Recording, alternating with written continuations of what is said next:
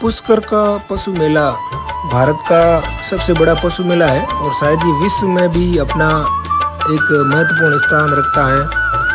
मित्रों, सालों पहले पुष्कर के मेले में सबसे ज़्यादा संख्या में बैल आया करते थे, उसके बाद बहुत ज़्यादा संख्या में ऊँट आया करते थे। लेकिन ये जो आप 2023 का पुष्कर मेला देख रहे हैं, इस मेले में परिदृश्य धीरे धीरे अब बदल रहा है। बैलों और ऊँटों की संख्या कम होती गई और अब जो है वो व्यापार यहाँ पे अन्य चीज़ों का होने लगा है, जो बाज़ार में आधुनिक वस्तुएं उपलब्ध हैं। और हालांकि घोड़े जो पंजाब, हरियाणा, गुजरात और राजस्थान के अलग अलग ज़िलों से उनका जो व्यापार होता है, वो सबसे ज़्यादा अब इस मेले के अंदर घोड़ों की संख्या बढ़ रही है।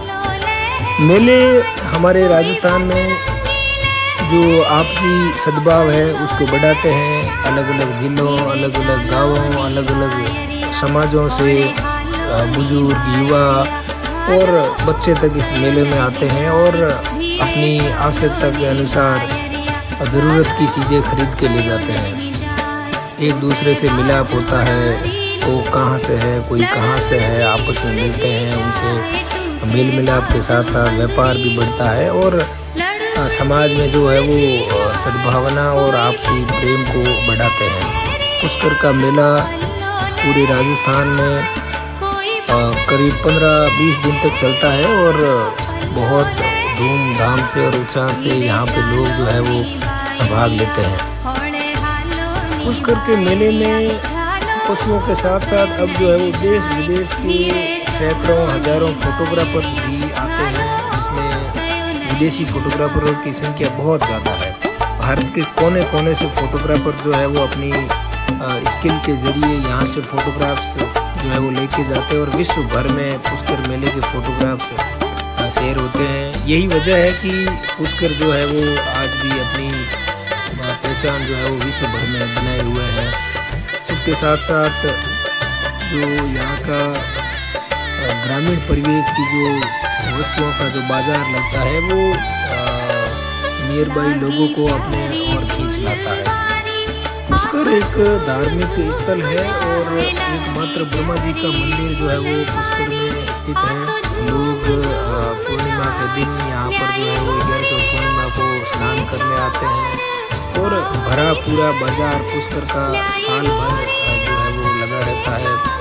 देशी विदेशी पर्यटक यहाँ पे खूब मात्रा में आते हैं। और मित्रों, पहले की बात करें बचपन की, तो पुष्कर मेले के लिए धार रेगिस्तान से जब ऊँटों के टोले हमारे गाँव से गुजरते थे तो उन्हें मिलातिया बोला जाता था और हजारों हजारों के टोले जो है वो कई दिन चल कर के पुष्कर पहुँचते थे। मुझे याद है जब हमारे गांव के आसपास रात वासा लेते थे तो हमारे घरों से जो है वो मोट की फलती और खाने के लिए आटा वगैरह वो ले जाते थे, अपना खाना बनाते थे और फिर सुबह होते ही आगे निकल जाया करते थे। इस तरह से जो है वो पुष्कर का एक बहुत वैभव था।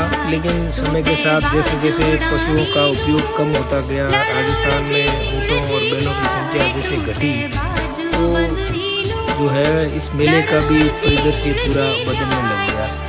मेला बहुत भव्य होता है। अब जो है वो अमीर गरीब हर कोई वर्ग का यहाँ पे व्यक्ति आता है और हर किसी को ये उम्मीद रहती है कि वो अपने परिवार के लिए कुछ जो है वो खुशियाँ जुटा पाएगा। दीपावली के बाद से जो है वो छोटी दीपावली तक 15-20 दिन बहुत रौनक रहती है और क्योंकि विदेशी पर्यटकों का बहुत अधिक जमावड़ा होता है तो पुष्कर मेले के अंदर जो है वो रौनक भी बनी रहती है। साथ ही साथ यहाँ पे राजस्थान टूरिज्म द्वारा भी कई सारे प्रोग्राम आयोजित करवाए जाते हैं, जिनमें घोड़ों का डांस है, घोड़ों की रेस है, ऊँटों का डांस है, ऊँटों की श्रृंगार है, कबड्डी प्रतियोगिता है। विदेशियों के साथ में कई सारे प्रोग्राम यहाँ पे राजस्थान टूरिज्म भी करवाता है। इस बार के मेले के अंदर जो है वो नेशनल सैंड आर्ट पार्क जो है उसमें भी कई कलाकृतियाँ देखने योग्य थी और हालांकि बहुत सारी संख्या में अब भी जो है वो ऊँट यहाँ पे दिखाई देते। तो ये खुशी की बात है कि आज भी ये मेला अपना अस्तित्व बनाए हुए है और ये एक सुझाव है कि सरकार इस ओर ध्यान दे कि विश्व भर में पहचान रखने वाला पुष्कर का मेला ऐसे ही हमारा वैभव बना रहे। इसके लिए सरकार को और प्रयास करने चाहिए और पशुपालकों के लिए भी कई सारी सुविधाओं का यहाँ पे उनको जो है वो इम्प्लीमेंट करनी चाहिए ताकि पशुपालक आए और इस मेले का वैभव बना रहे।